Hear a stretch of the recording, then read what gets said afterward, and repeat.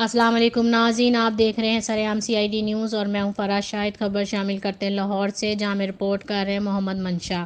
ان کا کہنا تھانہ بھاٹی گیٹ کے علاقہ سید میٹھا بازار میں واقع مکان نمبر B/9-10 میں گیس ہیٹر سے آگ بھڑک اٹھی، جس کے نتیجے میں معذور والد کو بچاتے 14 سالہ بیٹی بری طرح جھلس گئی، جس سے پورے علاقے میں خوف و ہراس پھیل گیا۔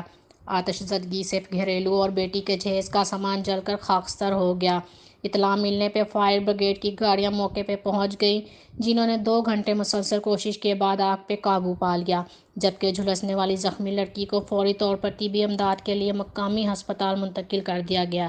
بتایا گیا ہے کہ جھلسنے والی لڑکی کی عنقریب شادی طے کر رکھی تھی، جس کا جہیز کا سامان آتش زدگی کے نظر ہو گیا۔ غریب خاندان نے حکومت سے مدد کی اپیل کی ہے۔ مزید جاننے کے لیے دیکھتے رہیے سرعام CID نیوز۔